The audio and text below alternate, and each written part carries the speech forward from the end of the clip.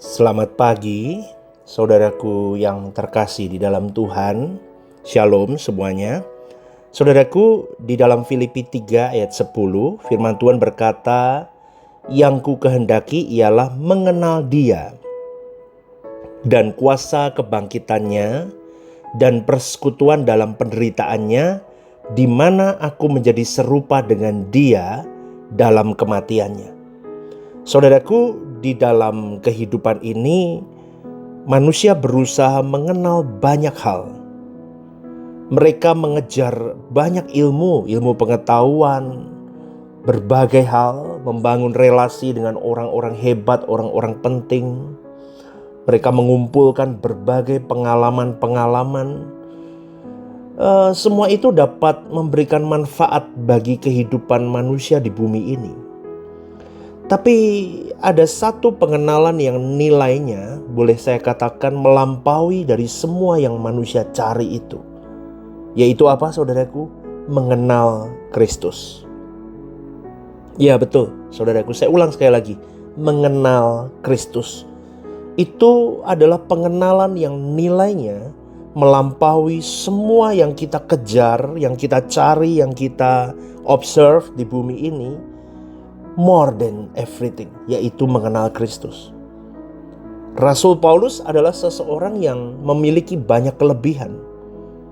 Dia orang cerdas, dia orang terpandang, dia berpendidikan tinggi, dia terhormat, dia paham kitab suci dengan baik, dia dihormati di tengah masyarakat Yahudi di zaman itu. Tetapi saudaraku, setelah Paulus berjumpa dengan Tuhan Yesus, seluruh ukuran hidupnya berubah. Paulus menyadari bahwa semua pencapaian yang dia capai itu tidak dapat dibandingkan dengan kemuliaannya ketika dia mengenal Kristus. Maka saya kasih kata kunci renungan hari ini adalah mengenal Kristus. Amin ya saudaraku ya. Yang menarik Paulus tidak berkata begini, aku ingin mengetahui lebih banyak tentang Kristus. Enggak loh, dia enggak ngomong begitu.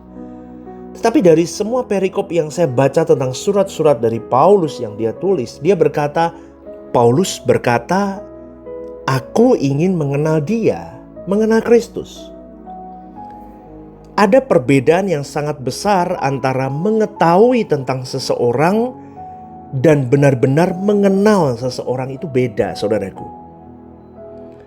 Seseorang dapat mengetahui banyak ayat Alkitab, memahami doktrin yang benar, bahkan mampu mengajar orang lain, tetapi belum tentu hidup di dalam persekutuan yang intim dengan Kristus. Pengetahuan dapat memenuhi pikiran kita, saudaraku, tetapi hanya persekutuan yang dapat mengubah kehidupan kita. Persekutuan dengan siapa? Dengan Kristus. Maka sekali lagi saudaraku, mengenal Kristus berarti membiarkan hidup kita dibentuk oleh kehidupannya. Amin. Ya, kita mulai mencintai apa yang Kristus cintai. Dan kita mulai membenci apa yang Kristus benci. Kita belajar melihat manusia dengan belas kasihan Kristus.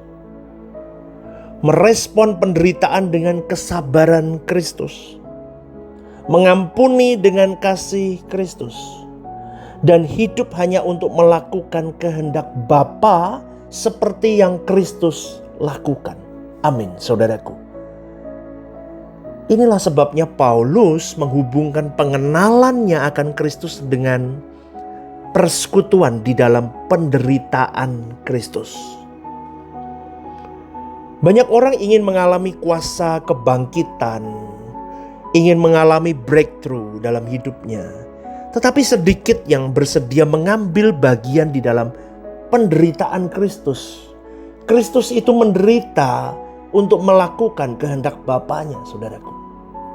Kalau kau dan saya hari ini disebut dengan Kristen, berarti kita pengikut Kristus. Berarti kita harus mengikuti soko guru kita. Tuhan kita, Kristus itu hidup. Maka kalau Kristen tidak mau masuk di dalam penderitaan Kristus, itu bukan Kristen. Karena justru melalui proses itulah hati kita dimurnikan. Menderita itu gimana, Pastor? Menderita untuk menghidupkan Injil, menghidupkan tuntunan Kristus untuk bisa menyenangkan hati Bapa kita. Itu menderita. Karena manusia itu hidup di dalam daging, dosa. Dan dosa itu selalu memberikan kenikmatan, tetapi Kristus selalu memberikan ajaran menyangkal daging itu, menyangkal dosa, memikul salib. Dan itu penderitaan. Amin. Tapi disitulah kita diproses, dimurnikan. Ketika kita tetap setia di tengah penolakan, tetap mengasihi saat kita diperlakukan tidak baik, tidak adil, tidak benar, tetap taat, harus berkorban. Aku tetap nurut sama Tuhan, perintah Tuhan.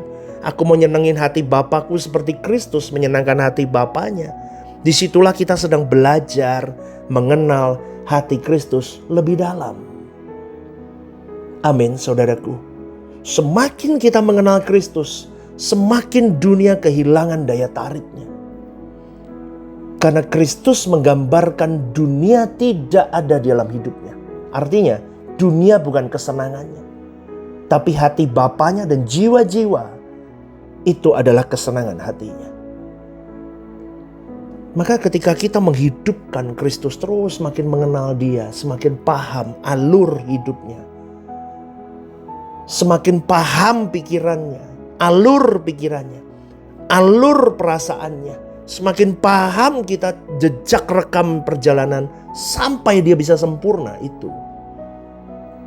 Di kayu salib Dia berkata, sudah selesai. Sampai di titik itu, saudaraku, kita akan bisa memiliki ambisi kita sudah mulai pudar untuk dipuji orang. Keinginan untuk menjadi yang semua yang superlatif, terhebat, terbesar, terkenal, semua digantikan dengan kerinduan untuk menjadi seorang hamba yang taat. Harta tidak lagi jadi pusat keamanan hidup kita. Keberhasilan tidak lagi menjadi ukuran nilai hidup kita.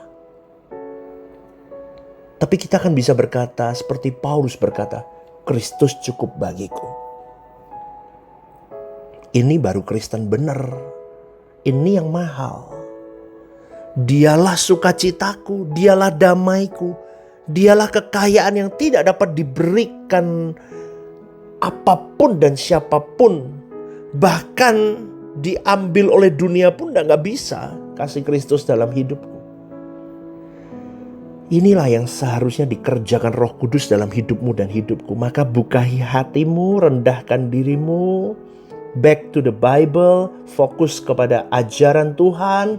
Kita mau bawa diri kita, saudaraku, mengerjakan bersama dengan Roh Kudus, menggarap diri kita kembali ke rancangan Allah semula. Amin ya, saudaraku ya. Karena Roh Kudus tidak hanya menghibur kita. Roh Kudus, rohnya Bapa itu sendiri, Dia tahu diri kita. Dia akan membawa kita semakin dekat kepada Kristus. Kalau boleh dikatakan gini deh, Roh Kudus bisa ngomong, kamu ikuti tuntunanku nak, supaya kamu bisa seperti putra tunggal Bapa Yesus itu. Supaya kau sampai kepadaku, tepat kepada Bapa. Maka setiap hari Roh Kudus mengajar kita berpikir seperti Kristus berpikir. Mengasihi seperti Kristus mengasihi dan hidup seperti Kristus hidup. Amin, saudaraku. Karena tujuan akhir keselamatan bukan sekedar menghindarkan kita dari hukuman-hukuman dosa, tetapi untuk membentuk kita semakin sempurna, berkualitas tinggi, dan yang boleh dikatakan mencerminkan Kristus dalam hidup ini. Amin. Ya, suatu hari nanti kita akan berjumpa dengan Tuhan muka dengan muka, saudaraku. Pada saat itu yang akan memenuhi hati kita bukanlah penyesalan karena kurang memiliki dunia ini. Kita kurang kaya, kita kurang terkenal, kita kurang punya gereja besar, kurang ini dan bukan. Tetapi sukacita kita karena kita telah mengenal pribadi yang selama ini kita kasihi. Maka dari itu jangan biarkan kesibukan apapun dalam hidupmu, pekerjaan, urusan-urusan apapun yang membuat kita kehilangan banyak waktu untuk ketemu Tuhan, itu jangan sampai. Tapi fokuskan kepada hidup dalam persekutuan yang intim dengan Kristus. Tiap saat, tiap waktu. Jangan lepaskan momen itu, saudaraku. Amin. Karena puncak kehidupan orang percaya bukanlah memiliki pelayanan besar, pekerjaan hebat ini dan itu, atau punya pengetahuan Alkitab yang luar biasa, atau punya kekayaan dunia yang melimpah. Bukan. Puncak hidup kita bukan itu. Puncak hidup seseorang adalah ketika Kristus menjadi begitu nyata dalam hidupnya. Sehingga seluruh cara berpikir, berbicara, mengambil keputusan, mengasihi sesama dan mengasihi Bapa itu semakin menyerupai Kristus. Itu baru puncak hidup seseorang. Dan itulah kekayaan terbesar yang dapat dimiliki seorang manusia. Semoga renungan ini jadi berkat, saudaraku. Sekali lagi saya percaya para pencinta renungan The Message mau berjuang untuk menyenangkan hati Bapa seperti Kristus menyenangkan hati Bapanya. Selamat berjuang. Rehoboth Semarang, One Vision, One Heart for Harvesting. Tuhan Yesus memberkati. Shalom, saudaraku yang terkasih di dalam Tuhan. Ada program baru yang bernama Are You Okay? Ini adalah program yang memang diadakan bagi saudara-saudari yang rindu atau ingin didoakan. Mungkin saudara-saudari sedang mengalami pergumulan-pergumulan hidup yang sulit, yang berat, menghadapi masalah-masalah yang tidak mudah. Saudara-saudari bisa klik di formulir online yang tertera atau scan barcode di situ.